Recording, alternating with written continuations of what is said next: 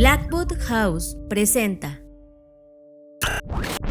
En el episodio 345 de Creative Talks Podcast, analizamos el informe Estado del Entorno Laboral Global, que presenta los resultados anuales del mayor estudio continuo del mundo sobre la experiencia del empleado. Te presentamos el proyecto Trabajando para la Máquina, fragmentos de vida y muerte de un moderador de contenido. Una investigación en primera persona que intenta revelar lo que no debería seguir oculto de las plataformas digitales. Reseñamos la película I Saw the TV Glow, Vi el brillo del televisor, una película de terror dramático psicológico surrealista, coming of age de arte estadounidense, escrita y dirigida por Jane Schoenbrun. Y para nuestro El Club de Creativos, contestamos profundamente a la pregunta ¿cómo lidiar con la incertidumbre?, donde Fernanda Rocha ha creado un manual breve para lidiar con la incertidumbre. Disfruta esta edición de Creative Talks Podcast. Creative Talks Podcast. Con Fernanda Rocha y John Black. Como ya habíamos platicado en el episodio pasado, este mes de abril se convierte en otro de los meses donde se publican distintos reportes y hemos venido platicando de algunos de ellos. El día de hoy quiero hablar sobre el reporte de la situación del entorno laboral global 2026. ¿Por qué es importante hablar de esto? Bueno, pues desde mi perspectiva, porque hay mucho ruido alrededor del trabajo sobre cómo la IA está impactando verdaderamente o no. Y si bien este tipo de reportes que hace, en este caso Gallup, tienen algunos sesgos, puesto que solo entrevistan a personas de ciertos países, etcétera, creo que sí nos puede dar un acercamiento de cómo estamos viviendo este impacto de la inteligencia artificial y en general cuál es el estado del arte del trabajo. Voy a comenzar con lo primero, que es mencionar de qué va este reporte. Este reporte, como ya dije, es un estudio global de Gallup en donde se evalúa el engagement o el compromiso psicológico que hay hacia el trabajo, el bienestar, y aquí implica si estás pasándola mal, si hay burnout o si hay estrés, etcétera, alrededor del trabajo. También las emociones diarias como el enojo, la tristeza, la soledad, la percepción del mercado laboral y las diferencias por región, edad, género, rol y modalidad. Y con modalidad me refiero a si es remoto, híbrido o presencial. Algo que ha llamado muchísimo mi atención, pero que al mismo tiempo no es sorpresa y que de hecho es algo que ya habíamos mencionado en este podcast, es que las empresas han invertido un montón de dinero en temas de IA generativa. En este caso el reporte menciona que alrededor de unos $40 mil millones, pero 95% no ve impacto medible en beneficios. Y ahí es donde me quiero detener. El reporte obviamente está lleno de muchos datos, pero para mí esto es muy importante porque como ya lo habíamos mencionado, e insisto en esto porque hemos venido hablando de eso en diferentes episodios, hay toda una inflación de la expectativa sobre lo que realmente la IA generativa puede hacer. Y que más allá de lo que pueda la IA generativa hacer o no, el problema aquí, y más adelante el reporte lo enuncia, es el tema de la cultura. Y no sé si ustedes han visto por ahí algunos memes donde habla que se quieren poner a trabajar sobre IA, pero ni siquiera tienen un buen archivo de datos o de base de datos donde trabajar o donde montar eso, ¿no? Entonces, creo que aquí aplica muy bien esta paradoja de la productividad que promete la inteligencia artificial versus la implementación. Y aquí lo que me parece interesante es que esto es a nivel empresa, pero cuando se les pregunta a nivel individuos sí que ven algunos beneficios sobre cómo les ayuda a ejercer mejor ciertas tareas, a redactar correos y estas tareas como que de ese tipo de tareas que nadie queremos hacer en las oficinas. Pero este dato de que 95% no ve impacto medible en beneficios cuando se refiere a las empresas y sobre todo a los ejecutivos, donde dice el 89% que la IA no ha mejorado la productividad laboral de su empresa en los últimos 3 años. Y creo que, John, no sé cómo tú lo veas, pero aquí nos habla de este tema o de este cuello de botella, donde el problema no es el modelo, sino todo este asunto de cultura, de gestión, y que también el reporte lo enuncia de cómo los mandos medios o los managers, que así los menciona, son quienes se ven más afectados, porque por un lado, en las organizaciones que invierten en IA, cuando los empleados están de acuerdo fuertemente en que su manager apoya el uso de IA, esos empleados son 98.7 veces más propensos a decir que la IA ha transformado cómo se hace el trabajo en su organización. Es decir, es directamente proporcional el trabajo que hace el manager de cara a la percepción de los mandos que están debajo de él para decir que la IA funciona o no, lo cual confirma que no es la IA per se, sino el apoyo que tengan o no de estos managers para esas implementaciones. Recuerdo hace unas semanas cuando en Black School hablamos sobre IA estratégica y hay un curso específico que habla justamente de eso. Uh-huh. Es porque nosotros, no solo desde este espacio, sino en todos los espacios profesionales donde en Blackboard hemos tenido espacio de colaboración, hemos advertido que no es la tecnología, es la forma en cómo adoptas la tecnología, la forma en cómo la entiendes, la forma en cómo la incorporas en la genética que provoca valor en la compañía. Y como valor no solamente es valor monetario o económico, sino otro tipo de valor, desde habilidades de cómo el humano copiensa con esta herramienta o cómo este humano aumenta sus capacidades. Pero ninguna de estas cualidades, Fer, fue discutida antes de la compra del fierro. Es decir, pensaron que con pagar una suscripción a alguna de estas compañías de inteligencia artificial, la promesa que les habían hecho estas compañías de inteligencia artificial iba a cumplirse cabalmente. Y este es uno de los primeros estudios que nos está dando la razón, Fer, de esto no va a pasar, esto no va a ser de esa forma. Y déjame meterte un dato que pasó esta semana.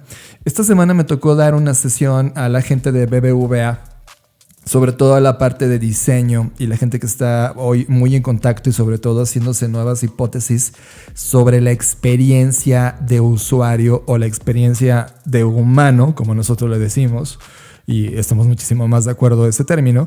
Y una de las cosas que se discutían en esa sesión es a dónde nos estábamos moviendo como una capa alterna al tema de agentes. Entonces, el diseño de experiencia de agentes dentro del diseño de experiencia humano.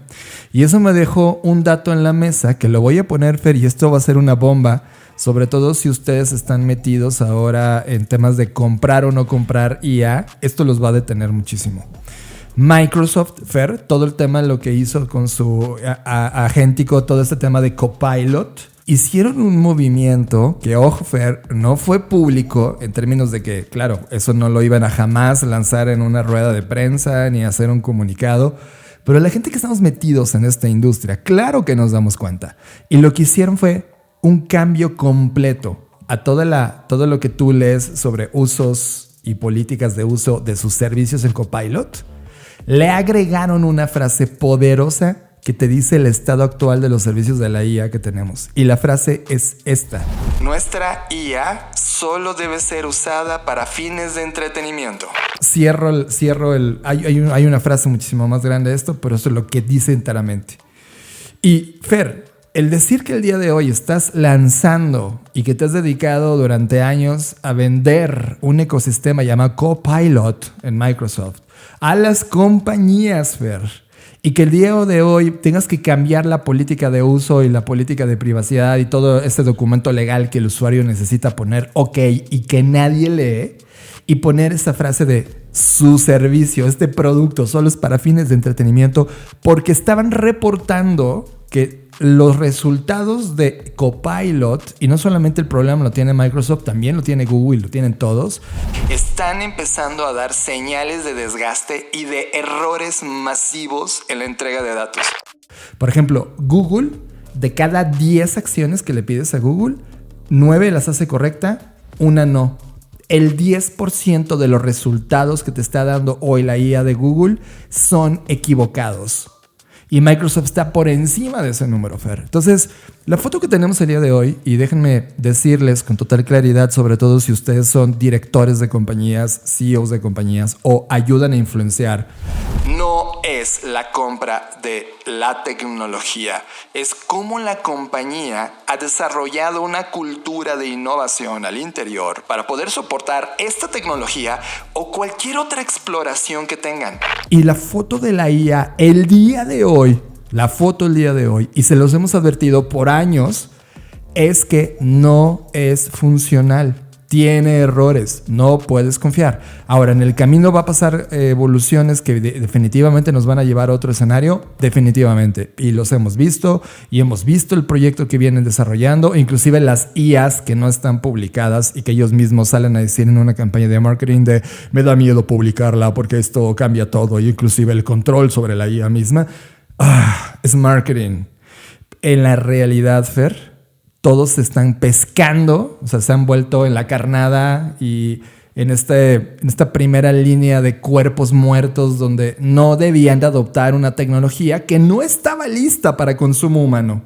Y esto le está pasando a las compañías que están confiando enteramente en la adopción de la IA. Y estos dos datos que tú dices, Fer, 95% no ve beneficios y 89% no ha mejorado la productividad. Te dice el estado donde está la IA, pero también el estado donde está el pensamiento de quien administra las compañías. Y sobre eso tengo un segundo dato a través del cual quiero hacer una reflexión. Solo 20% de los empleados en el mundo, obviamente, de esta encuesta, están comprometidos con su trabajo. Solo el 20%. Sí. ¿Te acuerdas cuando hablábamos que era el 50%? O sea, el 50% estaba comprometido, el otro 50% solo estaba porque no quedaba otra opción. Ahora, es el dato más reciente, sí. Y es el segundo año consecutivo de caída desde el pico de 23% en 2022. Estamos hablando que solo 1 de cada 5 empleados está comprometido en la gran globalidad del empleo. Sí. Lo cual habla de una precariedad total en el empleo. O sea, sí, y de que las personas estamos viendo el trabajo para lo que sirve y nada más, que es ganar dinero. O sea, está. No estamos comprometidos, que esto, en el reporte no profundiza en eso, pero mi hipótesis pues viene de que al final del día este compromiso es recíproco. O sea, estamos viendo el dato del empleado, pero claro, no estamos viendo el dato del otro lado, ¿no? De qué tan comprometida está la organización con esos empleados. Está maquillada. Y yo creo que si hiciésemos el símil del otro lado, nos daríamos cuenta que esto es totalmente proporcional. Es decir, la gente no está comprometida no porque la gente sea mala o sea floja o no les guste trabajar. La gente no está comprometida porque el trabajo está totalmente precarizado y porque las organizaciones, por más que algunas se jactan del bienestar y del wellness y no sé qué, pues en realidad explotan a sus empleados lo máximo que pueden. Y si puedes dar 80 horas, o sea, si no es porque hay leyes que a veces incluso se rompen, las empresas podrían explotarte 24/7 si no hubiese estas reglas, ¿no? Es que, Fer, la foto completa cuando cada vez que nos acercamos a los departamentos de recursos humanos, y lo pongo entre comillas porque hemos estado en una cruzada donde no se les dice recursos humanos, sino talento humano, porque un recurso es algo sustituible, algo que puedes comprar más barato, o sea, un recurso es algo quemable, ¿sabes? Y aún así el concepto de filosofía le sigue llamando recursos humanos. Pero bueno, eso te explica por qué estamos en estos números. Y nosotros les decíamos que de seguir así no iba a haber un talento humano real en las compañías y que la verdadera crisis no iba a ser en términos de lo que producías como producto y lo que salías al mercado de vender, sino de quien los estaban creando. Y cuando tuvieras ese problema al interior, no importaba que invirtieras muchísimo dinero en llevarlos de paseo un día a la playa donde les metes conferencias que solo les meten un y los ponen a saltar, que para nosotros eso nos parece absolutamente ridículo. Todo este tema de building, de creación de equipos, en verdad es absolutamente maquillaje porque no cambia al interior la cultura de la compañía y solamente hacen un eventito cada 6 meses o cada año y creen que con eso los datos van a cambiar. Ahí lo tienen en la cara, es una bomba que les ha explotado. Ahora, siguiendo en esta línea y hablando de los líderes y los managers, que por un lado son los que mejor evaluación de vida reportan, o sea, claro, porque tiene que ver con el sueldo que ganan, ¿no? Los beneficios que tienen, pero al mismo tiempo son los que más emociones negativas diarias presentan. Más estrés, más enojo, más tristeza y más soledad. O sea, por un lado tienen un estilo de vida que pueden sostener gracias a lo económico y a las prestaciones económicas que obtienen en las empresas, pero eso es proporcional a cómo se sienten. O sea, y eso de verdad me parece no solo una paradoja, sino una paradoja propia de este mundo contemporáneo, ¿no? Donde no puedes tener un balance realmente en la vida, tienes que sacrificar una cosa por otra y puedes estar bien económicamente, pero mentalmente o a nivel de emociones estar mal, y eso es lo que está pasando. Ahora, cuando analizamos esto, tú podrías pensar, bueno, ¿y qué importa si están tristes o están solos, no? Bueno, que evidentemente eso afecta la forma en la que ejercen su liderazgo. Y hoy lo vemos también en las compañías. O sea, estos datos solo me están verificando lo que tú y yo hemos observado en campo, en donde claro que si estás enojado, si estás deprimido, estresado, lo que quieres es que tus subordinados te den la razón en todo, ¿no? No eres tolerante a las críticas, no eres tolerante a las conversaciones, pues porque ese estado de ánimo no te permite tener un autorreconocimiento y quieres entonces que los demás te lo reconozcan y gobiernas o lideras bajo esta teoría del miedo, ¿no? Que confundimos mucho el darse a respetar con que te teman y entonces nadie se atreve a contradecirte en una reunión, todo el mundo te da la razón y te trata como un niño malcriado. Y ahora entiendo por qué. Porque si tú detrás manejas estas emociones, pues desde ahí estás liderando. Y es que están trabajando en jornadas entre 15 y 20 horas, Fer, los mandos medios para arriba, justo porque, pues sí, los absorbe enteramente el algoritmo económico. Fer, ¿cómo se cambia esto? O sea, ya vimos el síntoma, con claridad habíamos dicho durante años que nos estábamos moviendo a este escenario. Yo honestamente nunca pensé ver estos rangos de 20%. O sea, esto es insostenible. O sea, no solamente es el ámbito de lo que está ocurriendo con la economía a nivel global, sino que al interior de cada una de las compañías están rotas. O sea, ahorita, ¿qué las está cosiendo? Y además están corriendo a todos los demás. O sea, este dato del 20% pues, te da para correr a los demás, ¿sabes? Es como, pues corro a los que no. Sí, los que no estén comprometidos. Exacto. Que se vayan, ¿no? Los voy a ejecutar, me voy a quedar con este 20%, que además va a tener que rendir como si estuvieran todos los demás en el lugar, ¿sabes? Lo que está pasando... el problema, no, insisto, no es las personas y que no quieran o si quieran trabajar, el problema es el sistema atrás. Exacto. Entonces, con esa foto sobre el siguiente salto, porque con la llegada de la IA viene un tema de sustitución, pero no es que sustituya, sino que elimina talento humano para poner talento algorítmico, y luego obtienes estos datos de que no te está resultando porque no estabas preparada ni como compañía, ni la cultura del interior para recibirlos, y los que se quedan van a tener que enderezar el barco. ¿Se endereza, Fer? Mira, con respecto a esto, y para cerrar y pasar a esta parte de qué podríamos hacer, quiero mencionar 3 cosas más. Recuerden que esto es principalmente en Estados Unidos, pero entre empleados de grandes empresas, que son 10,000 personas, ¿no? Grandes empresas, que están intentando implementar IA, es más frecuente que perciban que la empresa está reduciendo la plantilla. Es decir, 33% de las personas que trabajan en empresas grandes están percibiendo que están reduciendo la plantilla, pero al mismo tiempo otro 30% dice que se está expandiendo la plantilla. Entonces ahí hay como esta contradicción en empresas grandes. Ahora, en empresas medianas es más frecuente que perciban la expansión que recortes. Es decir, generalmente las organizaciones que implementan IA cambian más el tamaño de su fuerza laboral, ya sea para arriba o para abajo, que las que no adoptan IA. O sea, quienes están teniendo más cambios y al mismo tiempo despidos y al mismo tiempo contrataciones, habría que ver qué tipo de nuevas contrataciones, porque evidentemente no son las mismas, porque si fueran las mismas, ¿para qué corres gente, no? Pero esto ¿a qué me lleva a pensar a mí? Y en ya moviéndome o desplazándome a esta parte de intentar encontrar una posible solución. Yo creo que aquí estamos evidenciando 3 cosas que para mí son cruciales en este problema, que no es un problema solo de tecnología, como ya lo mencionamos, es un problema de gestión. Y cuando digo gestión, no solo me refiero a la administración per se, sino a la gestión de un montón de cosas. La gestión de las propias emociones, la gestión de la gente con la que colaboras o los subordinados, pero también la gestión con las relaciones que se tienen con los superiores. O sea, creo que esto es un tema al final del día de cultura, en donde creo que quien la pasa peor, y este reporte lo confirma, son los mandos medios, porque justo son quienes los mandos altos presionan todo el tiempo para que den resultados y al mismo tiempo tienen que hablar un lenguaje o un idioma propio de los mandos operativos con los cuales realmente no tienen una relación tan cercana, puesto que los mandos operativos son quienes están en el día a día con los clientes o con el producto o lo que sea que se esté vendiendo en esa empresa.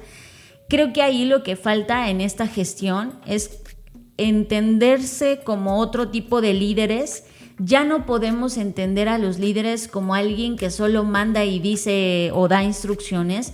Creo que ese momento de la era industrial, si bien estamos en ese momento más industrial que nunca, pero creo que esa forma de gestionar y administrar al talento humano como si fueran, no sé, objetos, no está dando resultados.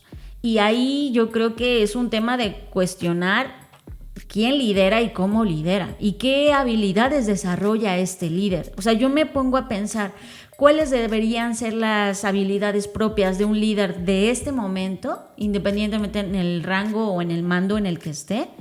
Pues tiene que ver con un montón de habilidades que no veo yo en el campo. Empezando por esta apertura a la incertidumbre, apertura al cambio, apertura a la crítica, apertura a la transformación. No veo esa apertura. Creo que estamos en un momento donde estos mandos medios se están aferrando al mundo que conocían y a las formas de colaborar y de liderar que conocían, pero que este reporte nos dice no está resultando, puesto que solo el 20% de personas están comprometidas con su trabajo. ¿Sabes qué, Fer? También veo algo que no está en los reportes, pero que en la práctica ahí está presente y cada vez más y más y más, por eso me atrevo a decirlo. Hay una carente visión sistémica de cómo está conectado tu valor al valor completo de la compañía con la que colaboras. Totalmente. No sí. hay una visión clara y esto viene por silos. Es decir, los que, no sé, el departamento de marketing, por ejemplo, piensa que ellos sostienen a la compañía. Uh-huh. Que sin ellos, o sea, que de hecho toda la compañía se trata de marketing. Claro. Y definen el mundo a partir del marketing. Finanzas, ¿no? Piensa lo mismo. Y así cada uno. Entonces, realmente esa visión tan pobre del mundo, que es una visión absolutamente especializada, lo cual esa era del mundo ya terminó. O sea, nosotros que tenemos Black School abierto todo el tiempo, lo hemos dicho todo el tiempo, se necesita una visión más sistémica, generalista, profunda para poder entender lo que está pasando. Pero hoy estoy viendo una radicalización de la individualización. Hace unas horas acabo de sostener un pleito intelectual en LinkedIn sobre justamente alguien que decía que todo era marketing, ¿no? Por ejemplo, estamos hablando de Customer Experience.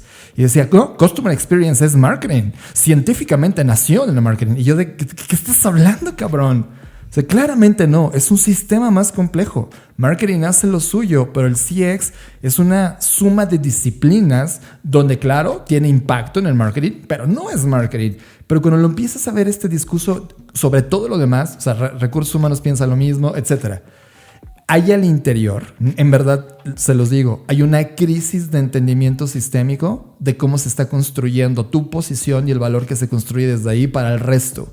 Y mientras no se hable de eso, o sea, no es momento de ya, es momento de llegar y hablar entre nosotros como compañía, qué estoy jugando, qué puedo aportar, cómo eso que aporto construye.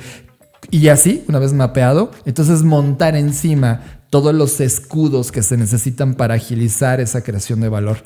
Pero hoy están metiéndote, si fuera un ser humano de 3 años, imagínate, te acaba de caer un traje de hierro de 100 kilogramos que no puedes levantar, que se llama IA, y no estabas preparado como organismo ni culturalmente para sostener ese traje, por lo tanto, se te están cayendo las estadísticas. Fer, para mí, es el inicio evidente y con datos de reviente de burbuja de la IA. El reviente de la burbuja básicamente es un cheque de realidad. El cheque de realidad es no, señores, no. La IA no está lista para el estado cultural de las compañías con las que hoy contamos.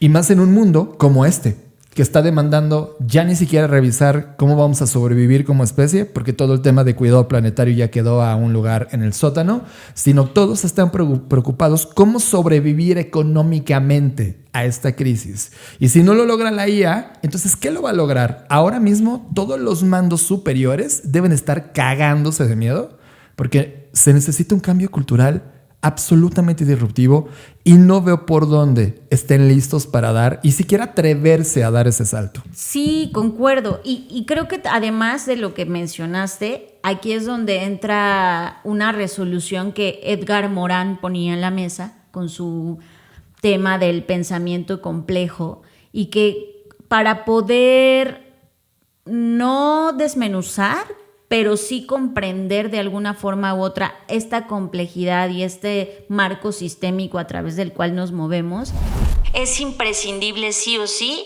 un trabajo interdisciplinar.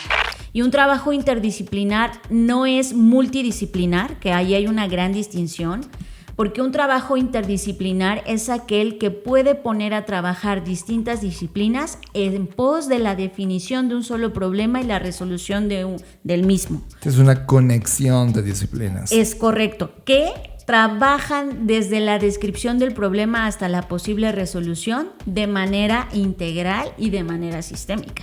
Y eso creo que al final del día no solo aplica en las organizaciones, ya si esto lo extrapolamos al mundo, está pasando exactamente lo mismo, ¿no? Es decir, si yo creo que mi disciplina es la más importante, la que va a salvar al mundo y la que, como decimos en México, que es así, solo aquí mis chicharrones truenan, pues evidentemente me pierdo de esta postura en la que me retroalimento de otras disciplinas para poder solucionar, ¿no? Y eso lo vemos, por ejemplo, en los gobiernos, lo vemos o sea, esto a nivel micro, que es una empresa, se extrapola al nivel macro, en donde perdemos de vista este mundo que está totalmente interrelacionado y en donde además, como el reporte sí lo menciona, LATAM o América Latina es una región en donde ya de por sí los trabajos son precarios, informales o mal pagados.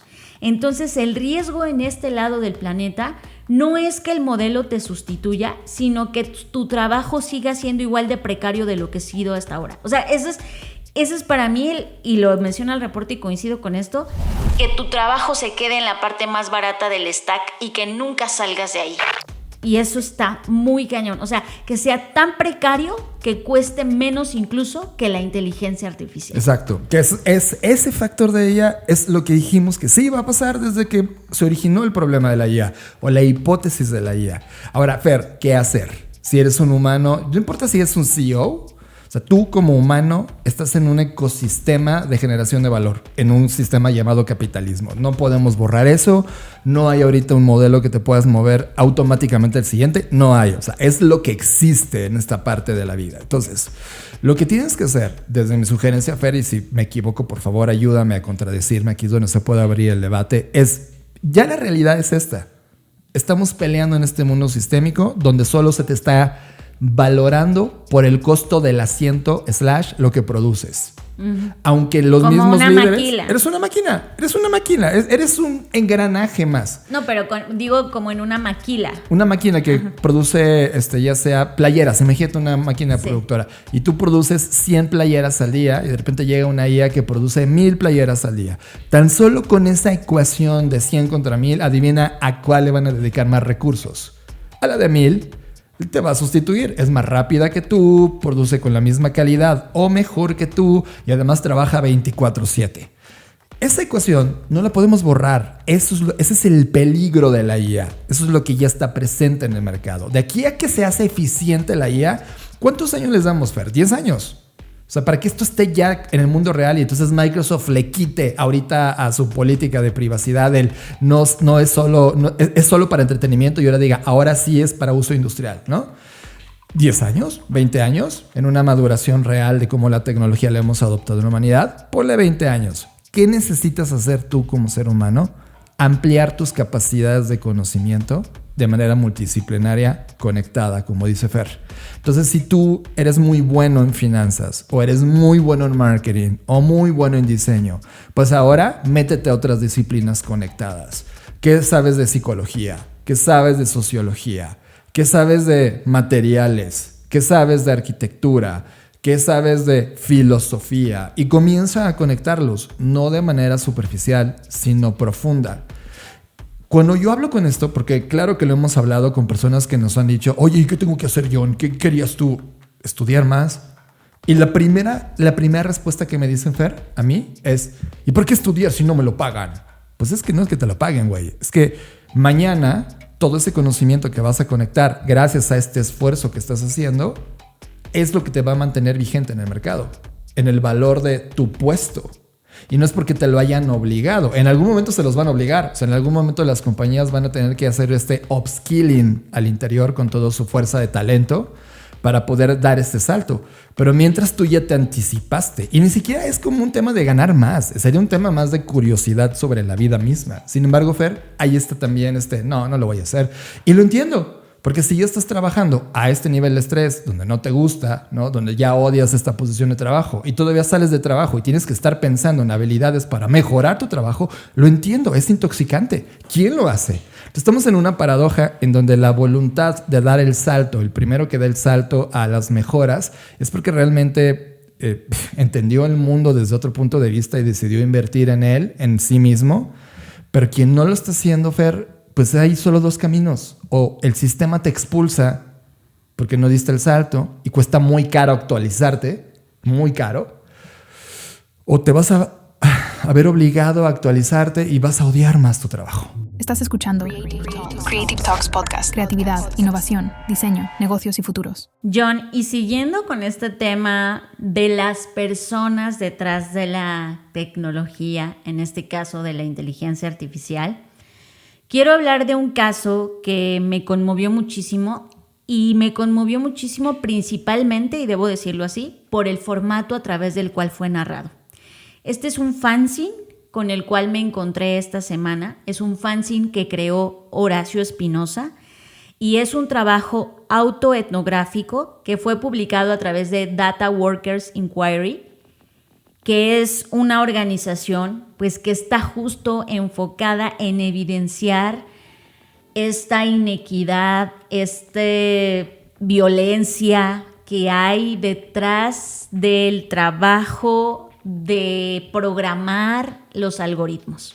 Y que es algo de lo que casi no se habla, pero que, insisto, por el formato que es este fanzine a través del cual llegó a mis manos, me parece no solamente desgarrador esta historia, sino me parece abrumador, me parece horrendo lo que está pasando. No puedo describirlo con otras palabras. El trabajo se llama Trabajando para la máquina, fragmentos de vida y muerte de un moderador de contenido. Y ese moderador de contenido es Horacio Espinosa, quien hace esta investigación autoetnográfica sobre la trituradora psicológica que es la moderación de contenidos.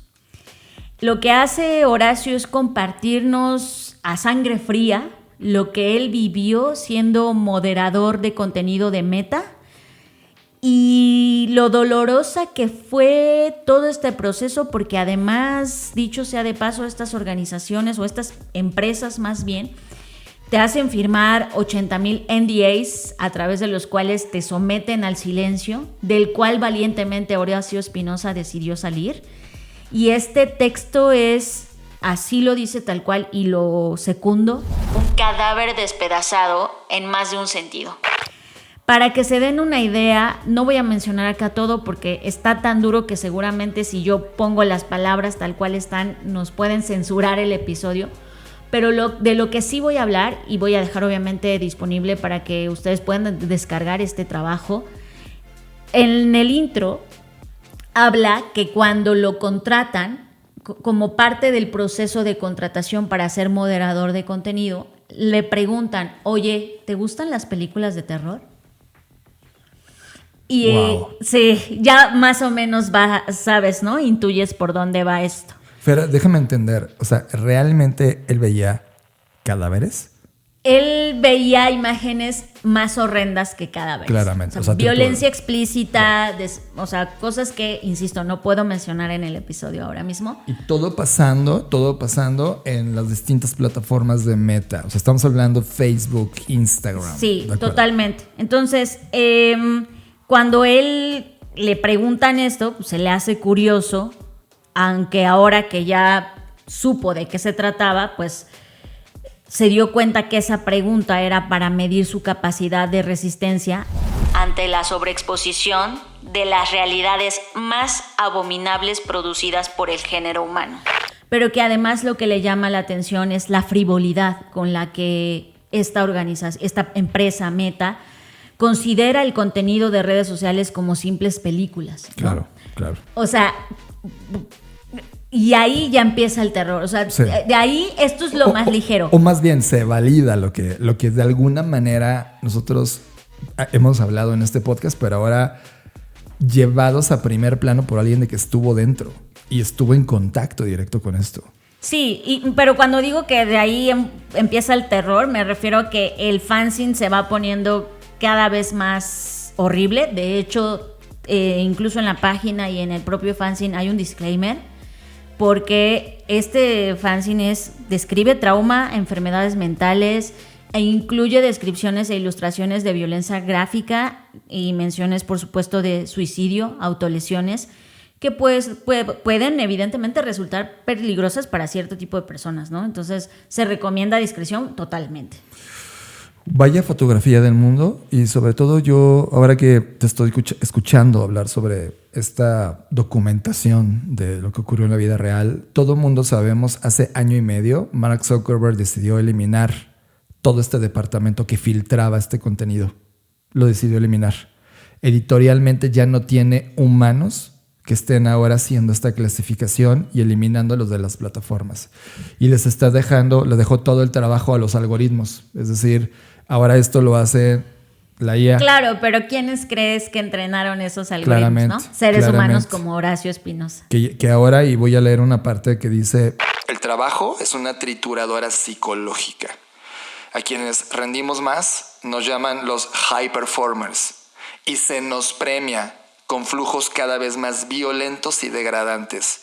Personas ahorcándose, disparándose en la cabeza, niños abusados. Lo más atroz producido por el ser humano. Repetido durante días, como una versión digital de la naranja mecánica. La mente queda en alerta permanente. Esto es un pedazo extraído de este trabajo.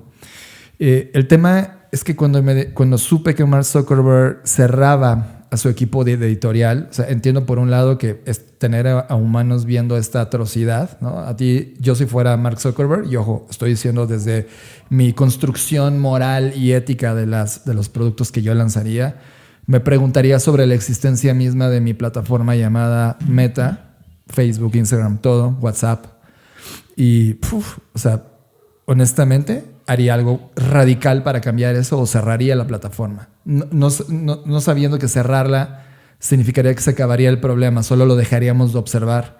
Pero si el problema está ahí y tiene la documentación inclusive de quiénes son, de dónde provienen, colaboraría con fines gubernamentales para llegar a estas personas que se permiten hacer estas atrocidades, ¿no? Sin embargo, él decidió hacer caso omiso y hacer dinero de eso. Y hoy ya no hay un filtro. Yo soy usuario crítico de Facebook, es decir, no genero contenido para Facebook, pero lo tengo abierto para entender en qué está el status quo. Y cada vez en los Reels, que es el formato que hoy en día, desde la llegada de TikTok, todas las plataformas sociales migraron, porque son pequeños segundos que te permiten consumir un contenido que está hecho para explotar tu dopamina y adicción en la cabeza, esos Reels. Hoy, Fer, si hago un censo de mis contenidos que me aparecen a mi algoritmo sin yo darle pistas de qué me gusta y qué no, más de la mitad de esos contenidos son contenidos falsos. Y una persona normal, una persona de calle, no tiene las herramientas para poder darse cuenta que eso es falso. A tal grado que ha llegado ya mi mamá a mandarme, oye hijo, ve esto, qué pena me da. Y es, mamá, esto es falso. Pero para ellos es real. Cuando yo voy al centro comercial y, por ejemplo, ves a los que les decimos cerillos, antes los cerillitos eran niños, ¿no? Hoy son adultos mayores. Véanse ese cambio de a dónde se movieron. Adultos mayores que tienen que trabajar porque ya no les alcanza o no les alcanzó el dinero que tuvieron en su vida y hoy están trabajando. Y ve lo que hacen con sus teléfonos. Y yo escucho las voces de IA, porque eso ni siquiera está narrado por un humano que da su voz y su cara de yo estoy diciendo esto, sino esta es la historia de los que, con una voz de ella. Sí. Y las veo metidas, hablándolo, discutiéndolo. Yo las observo porque las saludo.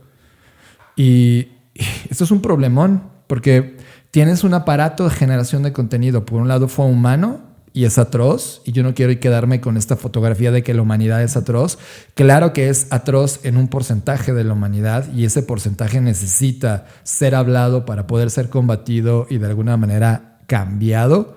Pero el hecho de hacerte a un lado, y es más, ahora el hecho de dejárselo a una IA que no entiende de moralidad, Fer, que no entiende de ética, solo es un algoritmo comercial, me preocupa cómo se están entrenando toda la tecnología que vamos a estar consumiendo a nivel de tecnología de consumo en los siguientes años, si existe esta trituradora psicológica para alguien que estuvo al interior. Esto es absolutamente preocupante.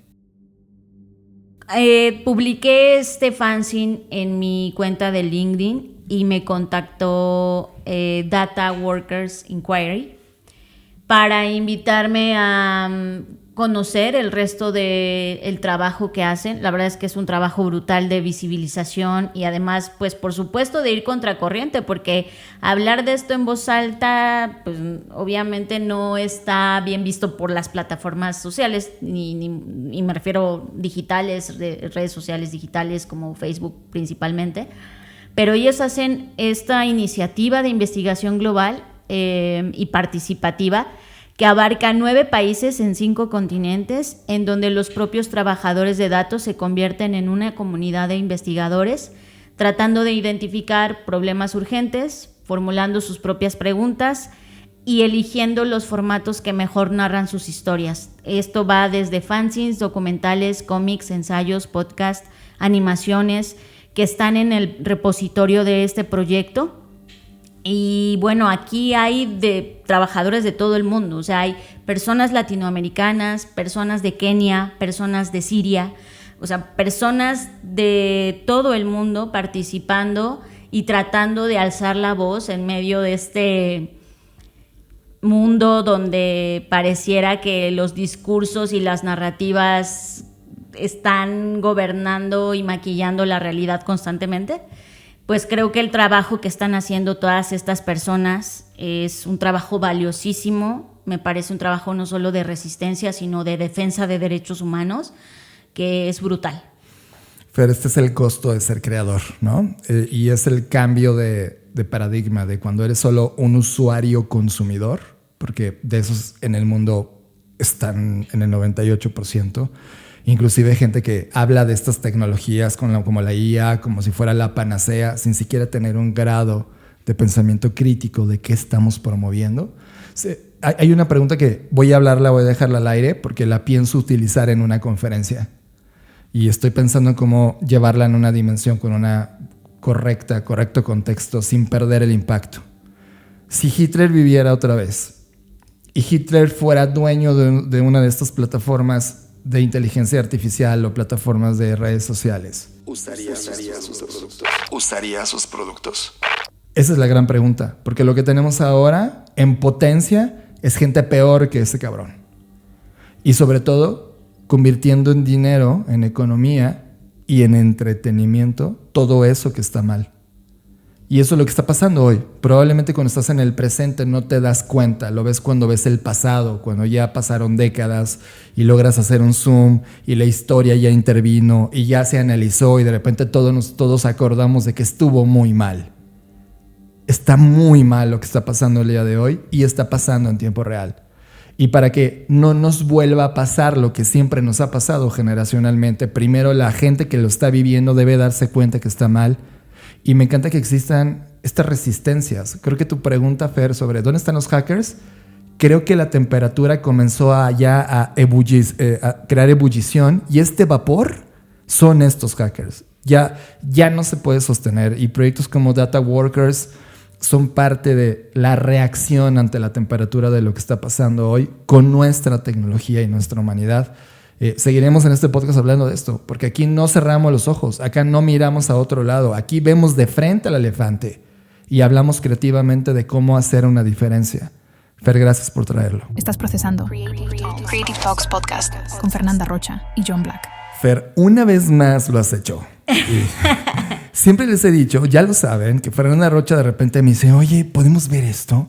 Para mí es una invitación a un mundo donde sé que voy a salir vibrado, absolutamente conmocionado, totalmente trastocado en lo intelectual, en lo mental, en lo psicológico. Y Fer me dijo, he escuchado que en la película I Saw the TV Glow, que sería en español, vi el brillo del televisor, era algo que teníamos que sentarnos a estar expuestos ante él, y es una película de terror dramático. Ojo con el género nuevamente, lo hemos dicho en este podcast. Fer, tú también fuiste la primera que lo dijiste hace 3 años, que estábamos en la puerta de una evolución de terror visual que el mundo estando como está, y ya hablamos al inicio de este podcast de cómo está, pues el terror es lo único que iba a comenzar a evolucionar, y ese es un terror dramático del 2024, dirigida, y perdón si lo digo mal, por Jane Schönbrunn, perdón por decirlo. Schönbrunn, gracias. Que, Fer, esta no es una película para tomar una soda y comerte unas palomitas y sentirte entretenido. Esto es una obra de arte visual que te sacude en la cabeza y cuando termina te preguntas qué fue lo que vi, pero tu cabeza ya sabe la respuesta. Y cuando comienza a darte la respuesta dices, ¡ay, cabrón! Bueno, esta película yo ya la quería ver justo desde su lanzamiento en 2024, pero por alguna razón o por otra no habíamos podido, porque cuando estuvo en salas nosotros no podíamos ir específicamente a esas sesiones, y luego sé que estuvo muy poco tiempo porque es una película pues bastante de nicho, no porque el terror lo sea, sino porque es un terror muy particular, es un terror dramático, psicológico, surrealista. Y es un terror no comercial. Sí, no, y cuesta trabajo, es un trabajo también de A24. Bravo. Y si bien es un coming of age, que es esta clasificación de personas que están creciendo o convirtiéndose en adultos, el trabajo que hizo Jane Schönbrunn es muy importante porque, primero, ella misma es una persona trans y esta trama, si bien va, y ella lo explicó en varias entrevistas, enfocada a personas que están en esta transición, que están reconociéndose como personas transgénero y están en esa búsqueda y en esa transformación, no importa si eres cisgénero o, para que todos me entiendan, heterosexual y confirmas tu identidad de género con tu género, no importa eso. Para mí la película, más allá del género, que por supuesto respeto y entiendo que las personas que están en transición seguramente la vivieron desde otra perspectiva, mucho más dura, más contundente, cosa que a mí evidentemente no me ha tocado padecer. Pero como persona cisgénero, aún así es una película que me toca porque al final, desde mi perspectiva como espectadora, esta película para mí va del sentido o el sinsentido de la vida, ¿no? Sí. Y esto evidentemente me atraviesa en un momento donde estoy estudiando filosofía y la pregunta por el ser siempre ha estado...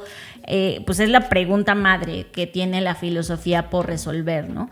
Y creo que esta película está hecha con esa intención de intentar, no sé si responder, pero sí cuestionar quiénes somos, por qué estamos aquí, y el darnos cuenta de lo que sacrificas cuando renuncias a tus identidades, a tus preferencias, a tu ser, a quién eres realmente, ¿no?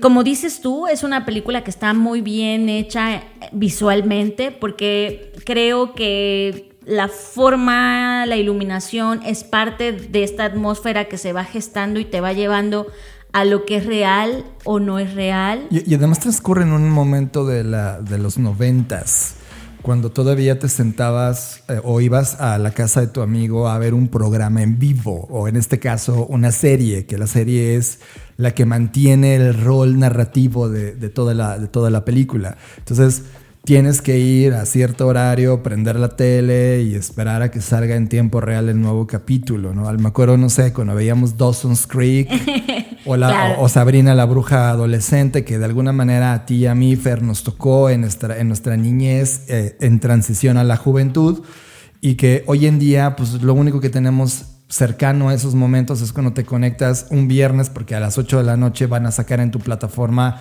el nuevo episodio pero ya sea que lo veas en vivo o en otro momento de otro día. O sea, ya no hay este capítulo que ocurre para todos al mismo tiempo en esa única exhibición, ¿no? Entonces la ves como un recuerdo de algo que ya pasó, una humanidad que ya no está aquí, y también la película te mete a ese momento histórico.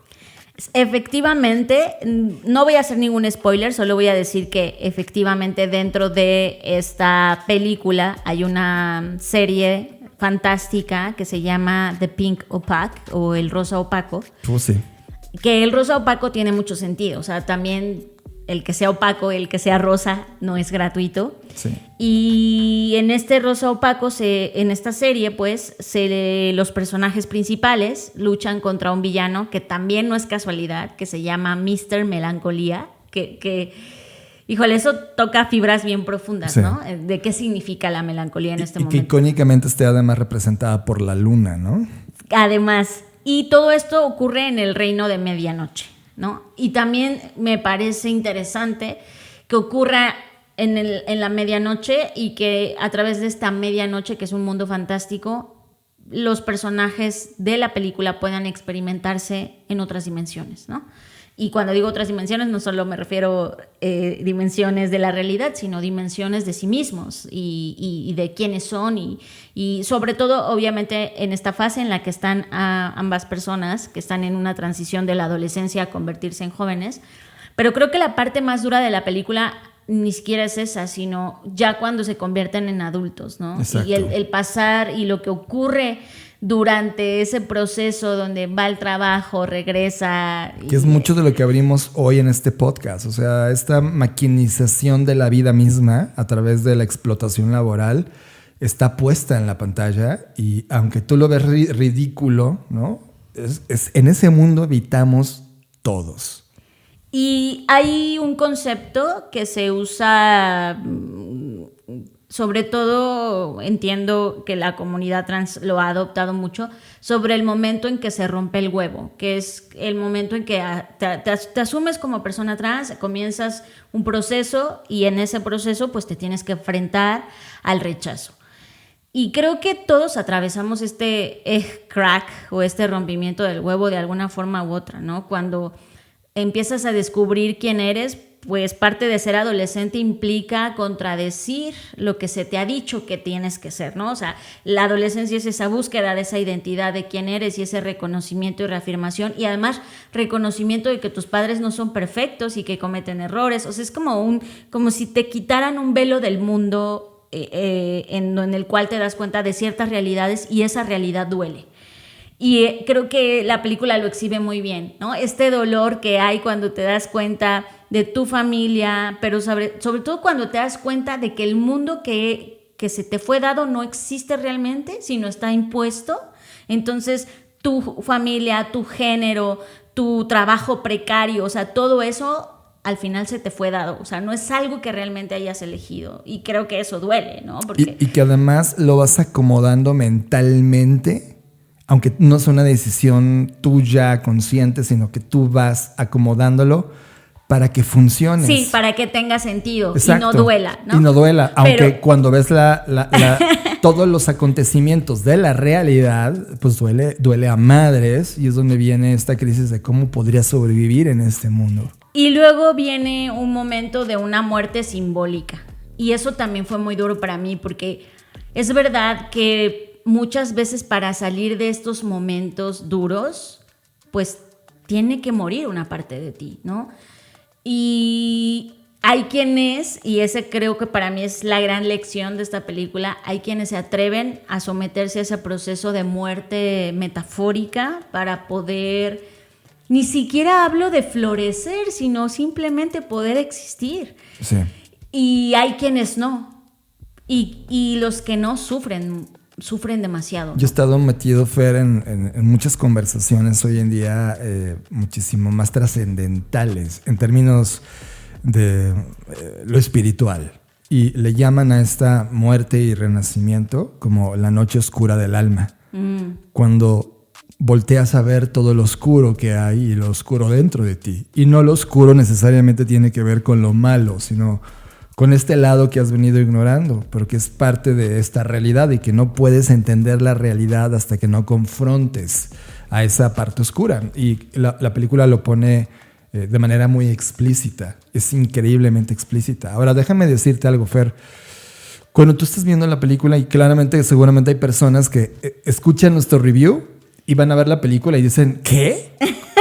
¿Cómo vieron todo eso? Sí, esta película en particular te vas a sentir el doble de esa sensación. O sea, cuando tú estás expuesto a la película y fue lo primero que te dije, pareciera una película de nada. Así como, ¿qué es esto? Pero es como si le estuviera hablando a tu yo interior. Sí. De repente te sientas en el sillón cuando ya acabó la película y de repente es de... ¡oh! Se te viene así, o sea, tu mente te dice, yo sí la entendí. Y te empieza. Y me acuerdo que acabamos la película y estuvimos como 5 minutos en silencio viendo la pantalla de oscura, la nada. De la Sí. nada, ya no había nada. Con los ojos así abiertos, ni siquiera nos habíamos volteado a ver hasta que al final nos volteamos a ver como diciendo, wow. O sea, nos dejó en un trance. El mismo resplandor de I Saw the TV Glow, el propio resplandor de la película, es verdad.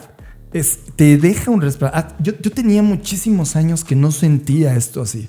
O sea, había muy pocas películas en el pasado que me hicieron quedarme viendo la nada durante tantos minutos, tratando de acomodar qué es y de representar simbólicamente qué es lo que estaba pasando para defragmentarla. Es una película que te hace pensar muchísimo.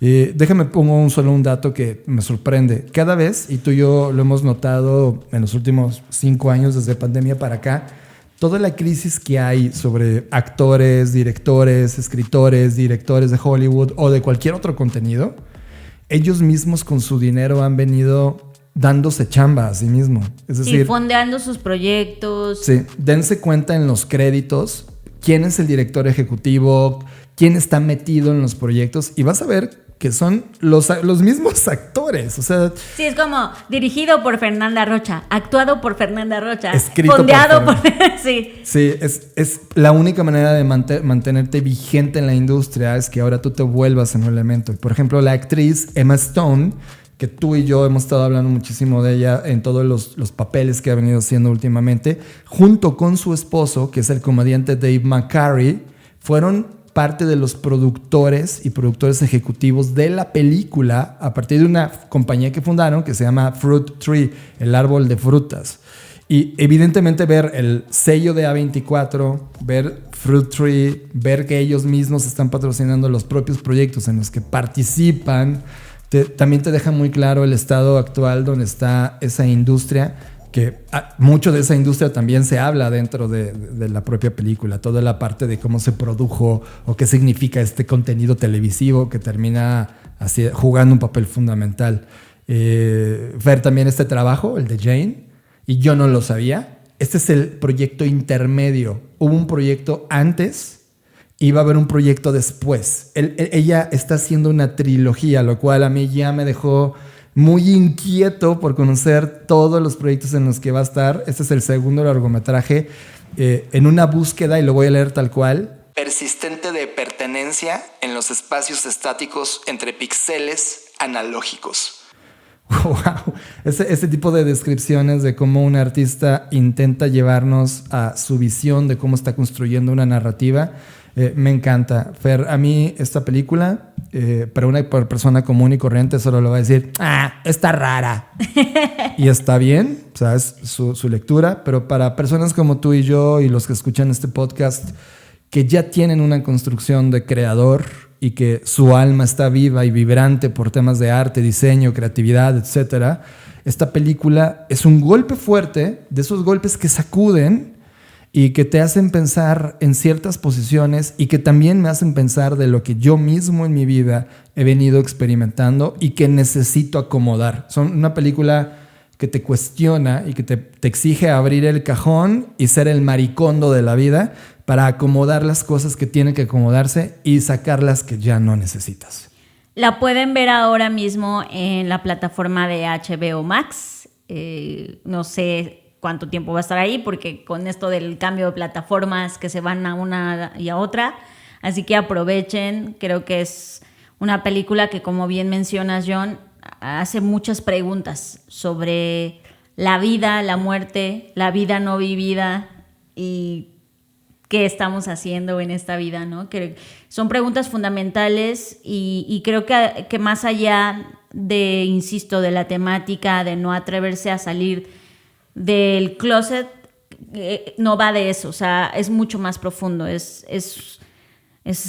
creo que cada uno de nosotros vivimos nuestro propio closet, ¿no? Que es de miedo, de inseguridad, de no pertenencia quizás, y esta, por más nostálgica que es y melancólica, al final te da esperanza, y creo que eso es lo positivo de la película. Estás conectado a Creative Talks Podcast con Fernanda Rocha y John Black. Creative Talks Podcast. Y con esto llegamos al final de esta edición de Creative Talks Podcast, invitándolos a que se conviertan en parte del club creativo de este podcast y de muchas otras cosas que estamos publicando. No se lo pierdan porque es una extensión a esta conversación. Estaremos platicando en esta extensión que ustedes no tienen acceso en la parte gratuita. Vamos a hablar de cómo lidiar con la incertidumbre y además voy a platicar un par de cosas que me dejaron todavía concluyendo de estos contenidos que compartimos en esta edición de Creative Talks. Fernanda Rocha, gracias por estar en esta edición. Un placer. Recuerden que si se inscriben a nuestra comunidad de Club Creativo, van a poder acceder no solo a la versión extendida, sino también a los labs que tenemos este mes. Y por ejemplo, tenemos el de Design Thinking y también tenemos uno que va a estar enfocado en IA, cómo hacer un mejor diálogo y estructura o prompting con la IA. Ya van a ver de qué se trata. Entonces les invitamos a que formen parte y de cualquier forma, para quienes no y quieran seguir en la versión gratuita, saben que les esperamos con mucho gusto cada semana en este episodio y más bien en este podcast, no solo en este episodio.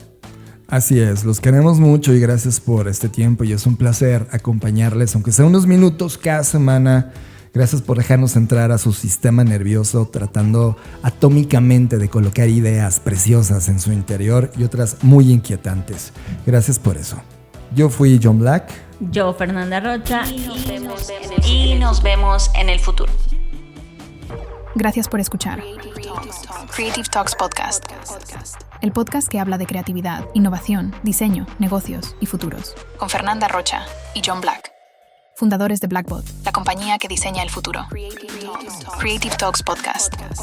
Un podcast presentado por Blackbot y disponible en su versión extendida en exclusiva para Patreon. Creative Talks Podcast. Nos vemos en el futuro. Blackbot House presentó.